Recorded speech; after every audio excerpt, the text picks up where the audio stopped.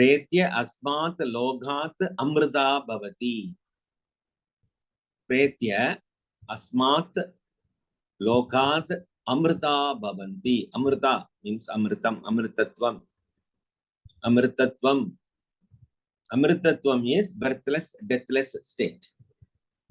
Amritatvam is Pretya asmat lokad amrita bhavanti. Kenopanishad. That much detail is not required, but understand Upanishad says there the manas, buddhi, bhavanas and even prana subside. In nirguna upasana, what happens? No shape, no imaginations, no attributes. How will you explain nirguna? Nirguna means no shape, no imagination, no attribute. Saguna means name, form, shape, imagination, attributes. Nirguna means you have to put no in front of all these words. Next one is Param Bakthi. We are still in Bhakti Yoga. Sarva dharman parityajya mamekam sharanam vraja aham tva sarva papebhyaha aham tva sarva papebhyaha mokshayishyami ma shuchaha. This is also from 18th chapter, the last chapter of Bhagavad Gita. Sarva dharman parityajya. Renounce all dharmas. You have searched me in many, many ways. You thought you can be successful in attaining Lord by way of vrata, by way of fasting.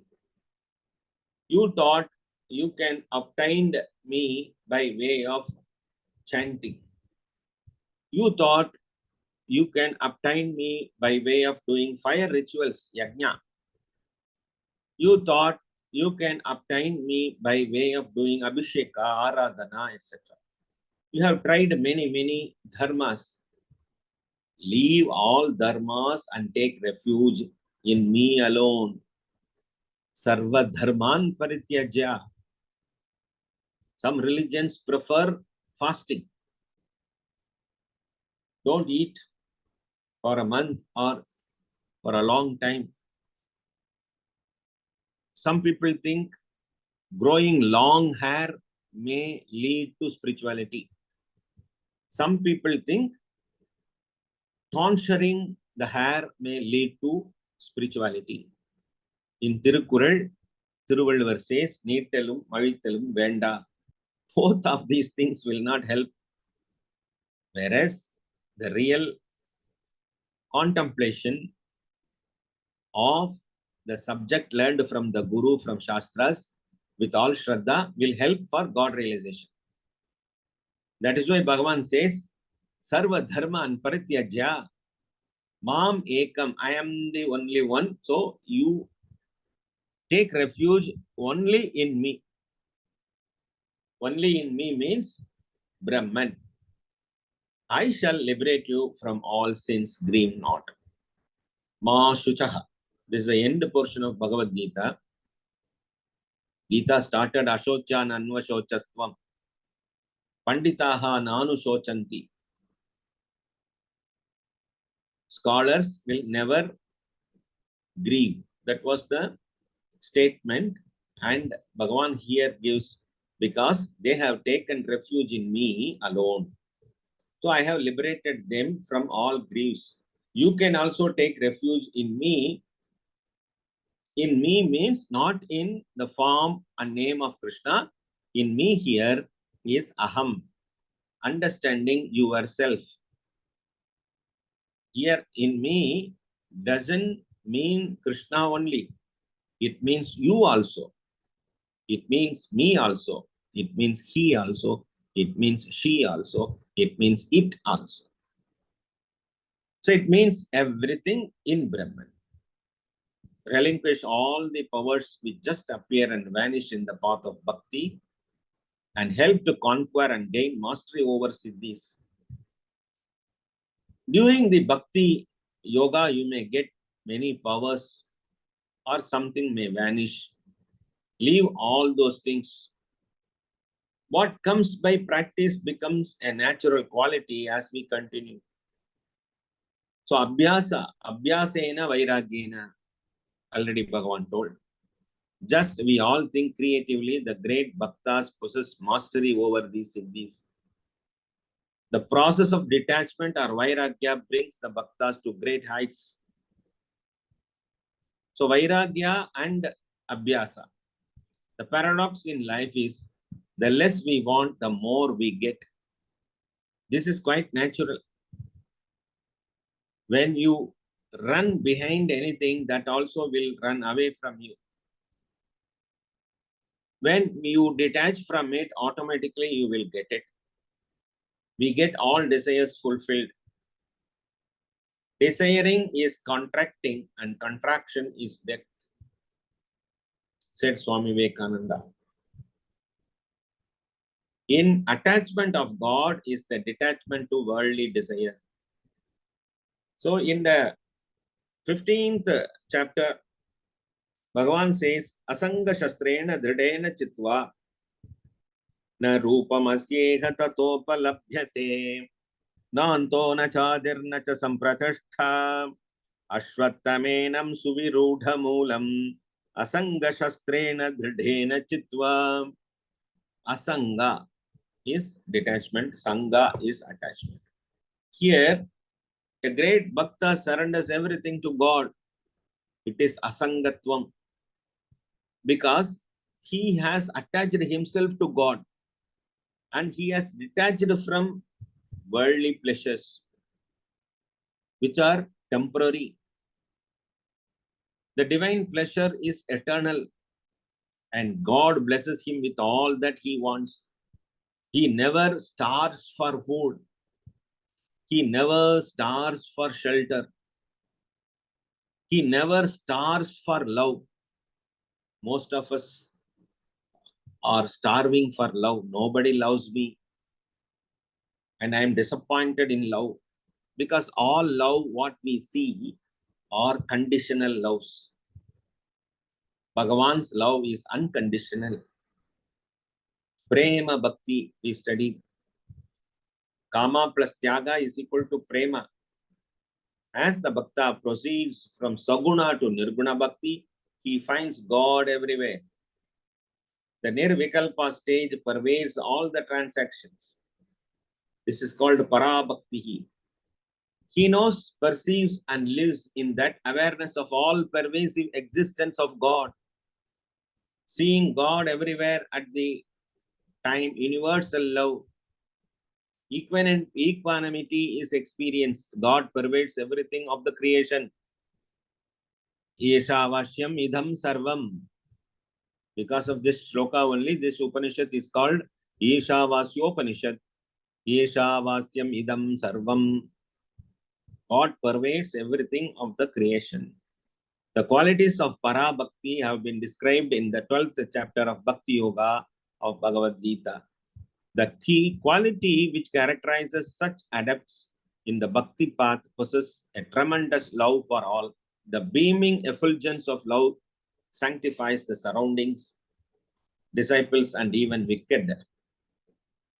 When you are the form of universal love, unconditional love, if a wicked person comes to you, he also melts down. No wickedness. A guru or master with great knowledge and effulgence of love lives in a place and the surroundings are blessed. The disciples are blessed. Even a wicked man who comes to harm the guru, he melts down and surrenders to the guru. A thief one day came to Bhagavan Sri Shirdi Baba to steal some vessels from the ashram. Baba gave him food and he requested the thief to take all vessels and go away. Seeing the mercy of Bhagavan Baba, he turned as his Shishya. In the same way, who came to kill Bhagavan Baba, looked at his eyes and had the darshan, Vishwarupa darshan, like Lord Krishna showed to Arjuna. Then he also became the disciple of Bhagavan Shirdi Baba.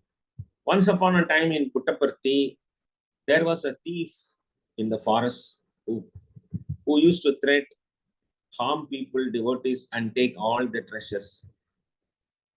He was living in the top of the mountain in a cave.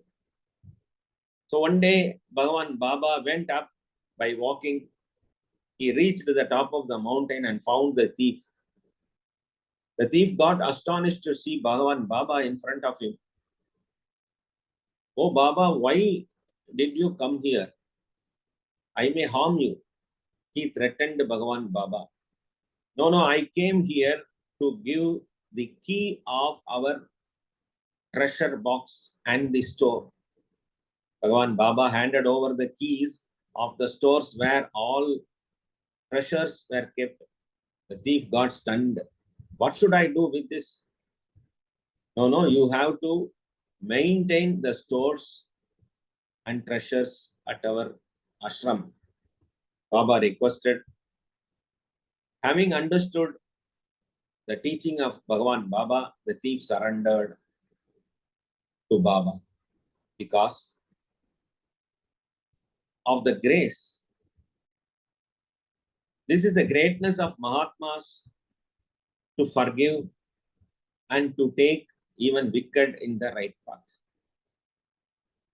This happens because of Parabhakti. The unshakable conviction in the ways of God lives in iota of selfishness in them. No desire for name, fame, or money, or sensual enjoyment. Parabhakti, the bhakti of the highest order, is a total immersion of oneself to live in all pervasive, blissful awareness until the time of departure comes. It is all immersion of one's life into all pervasive, blissful awareness. Life is a burnt up rope, unable to create further imprints of bondage. Even though such great masters live and serve as ordinary human beings. You cannot find a great master with all palanquins, etc. He walks along with us as a normal human being. The individual consciousness merging with Brahman, the eternal as the body, is either left back on earth or diffused into the infinite called Videha Mukti, as Swami Vallalar obtained, leaving the body in the light. As long as the body falls down, they live in the bliss and serve the community, society. So God exists in various forms. What is Bhakti Yoga? Mastering the emotions. Then what happens at the time of death to the Bhakta? The 8th chapter, Ashtamodhyaya. The 8th chapter in Bhagavad Gita is called Akshara Brahma Yoga. Akshara Brahma Yoga. Antakale cha mameva smaran muktva kalevaram yah prayati samadbhavam yati nastyatra samshayaha. Antakale cha mameva smaran muktva kalevaram yah prayati samadbhavam yati nastyatra samshayaha. Antakale, at the time of death. Antakale means at the time of death. Leaving the body, goes forth. Mam eva smaran. One who thinks only about me, remembering me alone, he attains my being. There is no doubt about this. A story from Bhagavata explains about this. Ajamila was a Brahmana who lived in the city of Kanya Kubja a very long time ago. Due to his birth, parentage, and social upbringing, he was the young man who maintained all the practices and observances of a righteous life. He was leading a life of dharma. He was virtuous and pure-hearted, lived in an austere way, was learned in the Vedas and other scriptures, and followed the ways of conduct written there. So Vedas are the reference for conduct. According to that, he maintained a life of righteousness. He accorded due respect to his parents and elders, was friendly and helpful to all, moderate in his speech, and had his senses well under control. One day, however, he was led off in a most unruly fashion by the senses of the mind, leaving behind the scriptures, the study, and the observances. He took up a lifestyle the very opposite of austere. He fell in love with a prostitute, and without any real way to support her and the 10 sons they eventually had, he took to gambling, highway robbery, stealing, and corruption to pay the prostitute. So he spent the remainder of his years, the remaining life, until he was 88 years old when our story begins. Narayana, the youngest son, was most dear to his parents. His father, Ajamila, was completely besotted by him. Absorbed in his life, Ajamila was completely unaware of the greater forces at work. He did not feel his lifetime ebbing away, and he did not even consider that his own death was approaching. One day there appeared 3 of the fiercest creatures imaginable, carrying huge ropes, grinning and beckoning horribly. Ajamila did not even recognize these attendants of Yama, the Lord of Death. Struck with fright, he screamed aloud to his child playing nearby, whose name was Narayana. Narayana was his son's name. Ajamila called his son Narayana, Narayana.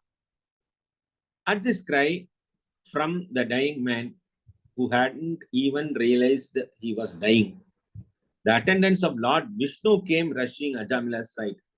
Having listened to the word chanted Narayana, the attendants of Lord Vishnu rushed there, blocking the attendants of Yama, who roared angrily, "Who are you to obstruct the order of Dharmaraja, the Lord of Justice?" The attendants of Lord Vishnu, however, were equally adamant and replied challengingly, "If you are indeed the attendants of Lord Dharmaraja, then you would be able to tell us the essence of Dharma and its signs." A heated debate began on Dharma and Adharma and the effects of acts of merit and demerit. The attendants of Yama recounted Ajamila's previous history, which even by the simplest calculations of accumulated merit and demerit, means Papa and Punya, didn't look very promising. They argued that his unrighteous conduct far overweighed and negated his observances of the Vedas and the scriptures. Also, they argued the lords of Vishnu had no right to interfere in the first place, as Ajamila had just been calling his son. Yet Vishnu's attendants stood firm and proclaimed, "Whosoever utters the Lord's name, even by accident, calls for protection." யாருன்னே தெரியாம தன்னுடைய மகனுடைய பேரை சொல்லி அந்த வயதான அஜாமிலர் நாராயணா நாராயணா என்று அழைத்தார். ஆனால் விஷ்ணு தூதர்களோ அவன் நாராயணா என்ற நாமத்தை சொன்னதனாலே அவனை நாங்கள் காப்பாற்றியே தீருவோம் என்ற தர்மத்தின்படி அங்கே நின்றார்கள். Furthermore, they countered, as a fire consumes fuel, so the Lord's name, whether chanted with or without knowledge of the greatness of the name. அந்த நாராயணா என்ற சொல்லுக்கு அர்த்தம் தெரிந்தோ தெரியாமலோ ஒருவன் சொன்னாலும் எப்படி நெருப்பில் போட்ட பொருள்களெல்லாம் எரிந்து போகின்றனவோ அதுபோல் destroys the unrighteous elements in a person. A powerful medicine, though taken by someone unaware of its properties, is still effective. ஒரு சக்தி வாய்ந்த மருந்து ஒருத்தருக்கு தெரியாம கொடுக்கப்பட்டா கூட அது அந்த நோயை குணப்படுத்திடும் என்பது போல. Defeated, the attendants of Yama returned empty-handed. Ajamila immediately left for Haridwar, where he sat on the banks of the river practicing the yoga of devotion, Bhakti Yoga. This is the story of Ajamila from Srimad Bhagavatam. We are blessed to read this great story today early morning. For those who aspire for liberation, there is nothing more powerful than chanting the Lord's name. Namasmaranam is the greatest Mukti Marga in Kali Yuga. So in Kali Yuga, people are very weak. Viryam, no Viryam. It is very difficult for them to understand the scriptures. They get bored because of the Yuga Dharma. One among 1,000 only can understand the scriptures. Manishyanam Sahasreshu, Bhagavan himself says. So they get bored either way. They get sunk also, they get bored also. Either they may not be able to enter into the scriptures or listen into the scriptures, or they may misunderstand the scriptures and lock them inside the room and they will not come out for the public activities. They want to live in solitude. Either way, this accident happens. Both are abnormal. Involving in action with the aim of entertainment and pleasure is also wrong. Afraid of Papa, leaving all the activities also not a right path. The right path is doing the action with dharma. So this is given by the Bhakti Yoga and the chanting of the Lord. Here there is a small portion which says ultimate merger. Here the word merger is used as Aikyam. This is also from the same 8th chapter, Ashtamodhyayaha, Shloka number 16. Akshara Brahma Yogaha, Shloka number 16. Brahma Bhavana Lokaha Punaravartinorjuna Mam Upetya Tu Kaunteya Punarjanmana Vidyate Brahma Bhavana Lokaha Punaravartinorjuna Mam Upetya Tu Kaunteya Punarjanmana Vidyate. All worlds, including that Brahma, are subject to return. Even though you obtain Brahma Loka, you have to come back. Krine Punyam Matsya Lokam Vishanti. O Arjuna, but on reaching me, O son of Kunti, there is no rebirth. Brahma Bhavana Lokaha Punar Avartinaha Arjuna Mam Upetyatu Kaunteya Punar Janmam Na Vidyate. There is no Punarjanma, there is no rebirth. Fix your mind on me alone and let your thought dwell in me. Bhakti Yoga chapter 7th shloka. Tesham aham samadharta Pratya samsara sagarat Bhavami nachirat partha Maya veshita chetasam Tesham aham samadharta Pratya samsara sagarat Bhavami nachirat partha Maya veshita chetasam.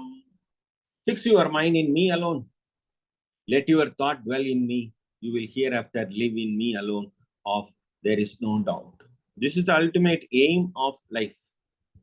Through Bhakti Yoga, you get all impurities cleansed. You become purified. Sharanagati, as we have seen, is to open ourselves up to the higher vistas of the universe. It is a process of expansion. It is not weakness or passivity. It is dynamic energy management technology. So Sharanagati, people misunderstand that we become inert. We never become inert. In Bhakti, there is total surrender, prapatti. That is why it is called prapatti. Surrender is tuning us to the grand divine qualities of our chosen gods or to that all-pervasive divinity. The Karuna Bhava of the God, what we have selected, comes to us. We also become Karuna, Karunya Bhava. Our strong likes and dislikes, our hatred and obsession, our fears and moodiness all vanish when we surrender totally. This is the result of Sakshatkara. It is a very powerful technique and is the need of the hour for the individual and the whole world and the world as a whole.